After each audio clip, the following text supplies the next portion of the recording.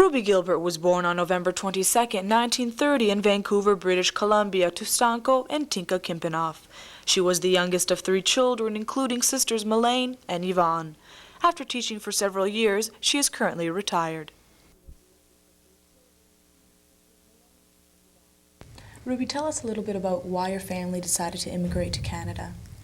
Well, Dad and Mom both had a trade. Dad was a barber, Mom was a dressmaker.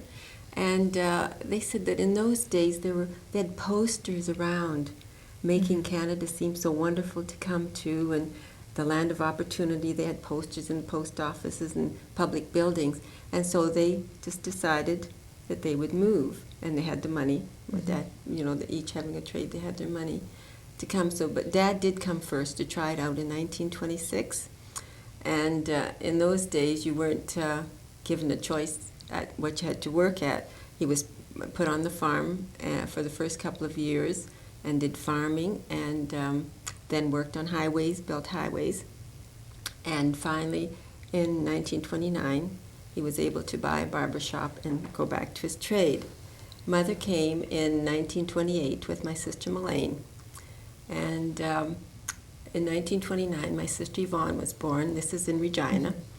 And then the word was out that Vancouver was the place to be. The new frontier was opening up out there, and Dad sold the barber shop, and the family moved to Vancouver. 3 months later, I was born, and this was 1930, and the Depression was really setting in.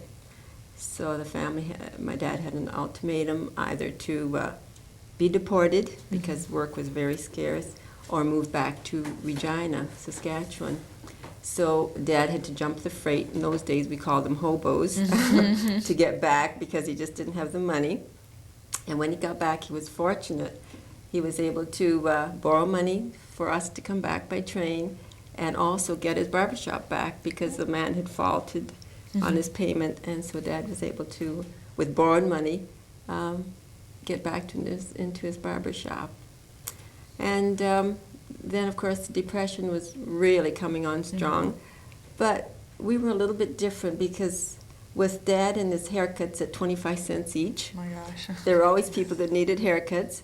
And Mother would sew dresses. She was a wonderful dressmaker. She would sew dresses for $1, and the better dresses for $1.50.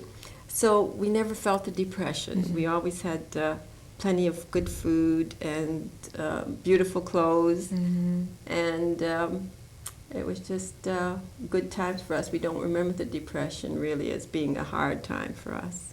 Oh, one of the lucky ones. Yes, really, really. Now tell us a little bit about yourself as a child, and then about your education. Yes, well, my first recollection of wanting to be a teacher was being about 6 or 7, of course, always loving school, and always being the school teacher after school and during the summer holidays. I always had open class, and I was always the teacher. And from as far back as I can remember, I know that whenever I was asked, what would you like to be? I'm going to be a teacher. So in early 40s, my mom came out east here to visit and fell in love with the East. And in 1946, the family packed up in Regina and came out to Windsor. And we've lived here ever since. And I graduated from Walkerville Collegiate in 1950 and went to Teachers College, which was called Normal School in London, from 50 to 51. And then that very year, 51, was hired by the Windsor Board of Education for $1,300 a year. Oh my Not gosh. a month, but a year. And believe me, it wasn't quite a living wage because you had to live at home in order to make that last. And I was placed at Gordon McGregor School, and I had grade 2 class. In the first couple of years, I was rather lucky because they gave me classes of about 30 or 32 children. But by the 3rd or 4th year, I had classes of 44 and up. And it was a very unique school.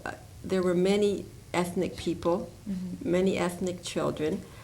Some were first or second generation Canadians. But then in the 50s, a lot of Serbian people came from, or Yugoslavian people came. And with my ethnic background, I was the lucky one to get all the new Canadians that came in that time to my classroom. So I always had 2 or 3 or 4 new Canadian children in my classroom, and they would only stay maybe a month or 2, and really, my recollection is always of very, very lovely children, always eager to learn, and within the year they would be right up to where they should be in school.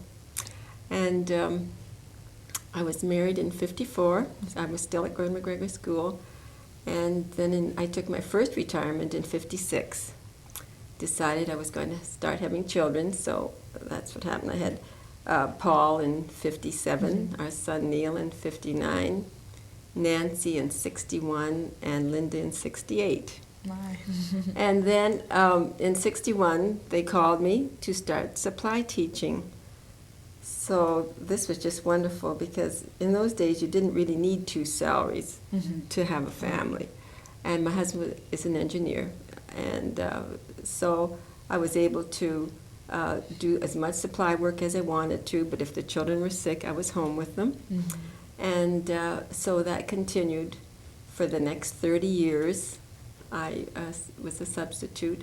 I waited for those phone calls at 7 o'clock every morning to hear my new challenge for the day, and always loved it, and always tried to leave a positive impression wherever I went. I never felt I was there for a day. Right. I don't want to see you kids again. I don't want to, be part of your life. But I always tried to do interesting things, make a book of poetry with them, or illustrate a story that I had brought in my little secret bag, or just do a wonderful bulletin board that would be so eye-catching, and often stayed after 5. The caretaker and I would be the only person in the school. But I just loved it. And so in 1990, at the age of 60, I decided I would retire, and I was the only supply teacher that was ever honored with a retirement party from the Board of Education. And since my retirement, I suppose the biggest highlight of last year was I attended the Serbian church in Regina. It's the Holy Trinity Church.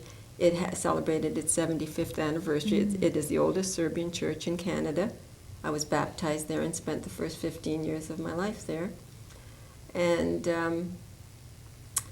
then I suppose this year, 1992, our highlight of the year is the retirement party, the anniversary party of my parents, who celebrated 75 years of married life. That's wonderful. They are still in their own home. And there was a great party held right here at the Serbian Center. Did you ask them their secret? Well, the hard work certainly didn't kill them. We'll put it that way. Sure. And I now, in my retirement, I take silversmithing and lapidary work, and I can repair. I repair my antique jewelry, which is another hobby of mine. I collect antiques, and I also sell antiques and collectibles. So I am a very busy person, but I have really not left teaching. Well, first of all, I must tell you about our children. Our son, our oldest son, Paul, he is a minister, or a Salvation Army minister in Vancouver, BC, which will give me the first chance to move to see my birthplace. I've never been back there. They were just transferred there. They have 5 children, 2 sets of twins in a single birth, all arrived in 4 years. Neil is just been married. He's 32. My daughter Nancy is a school teacher. She has 3 sons. And Linda just graduated in accounting from St. Clair College. So actually, as far as leaving teaching, I really haven't, because Nancy gets on the phone very often and says, "Brainstorming time, Mom." And my theme this month is bats, or it might be bears or something. And so we'll be on the phone an hour, and then I'm up the rest of the night trying to get ideas to call her back the next day. So I still have quite an interest in teaching, and it was always fond memories of teaching for me. Were there any specific schools or grades that you preferred to teach? Yes, I really did like the primary children because of their enthusiasm. And they just, would be so you'd set up a lesson and they would just want to answer in that. By the time you get, mind you, I have taught everything from manual training to the boys to just to the special classes at Shawnee School. So I've had a varied existence with varied life with teaching, but I did prefer the primary children. And in your opinion, do you see a difference between the children of today in school and those of yesterday? yes, like I doubt that anybody would have a class of 44 now. You could not handle it. And yet with my 44, you wouldn't have a problem. But as you went around today, in each class you would have 2 or 3 problems in every class. But I feel it's we know it's the family breakup. There's no stability in so many of those lives. Yes, it's so dysfunctional that, and of course they lash it out in class, you know, and it's very sad. But as far as the education, I think that they have a wonderful system in Windsor, and I enjoyed it, and our children are learning. The only thing is that some of them cannot because of what they're facing when they go home. You know, they have broken mother taking care of them, who's depressed because all she has are these 2 or 3 children that come home with nothing to look forward to, or else, you know, there's an uncle or an aunt or 2 or 3 uncles move in or whatever. And you must know Steve Payne, the director of education, who's also married to a Serbian girl. When he was principal at Roseville, he told me, this was about 8 or 9 years ago, that there is a student, there are 700 students in that school, and there was a 700 turnover every year on their enrollment, which meant, like, not everybody moved, but one child would come in and maybe move within a month or 2. So can you imagine the stability? 700 came and went every year in that school. That's just over here on the east side. Gee. So it was, it's very trying for these children nowadays, and we can see the outcome, especially when you go to Detroit. Oh goodness, no, that's another interview in itself, that's for sure. Yes. But if you have great teachers like yourself, But our I'm sure. teachers are wonderful. You know, I'd go around to the different schools, and very few would not be doing what I call their job, because you know, when you walk in the classroom after being around as long as I was, you could pretty well tell the ones that were just skimming the top and the ones that were doing their job. And I would say, you know, like 95% were doing their jobs. Oh, you'd really have to be dedicated and really love children to get into the profession itself, too. Oh, yes, yes. Well, I always have. I just loved teaching all these years, too. And being a supply teacher, in a way, it was very trying and hard because you never knew your situation for the day. And but when I look back on it, there was nothing but fond memories. That's great. Well, thank you very much for your time, Ruby. You're welcome. Thank you. I enjoyed it.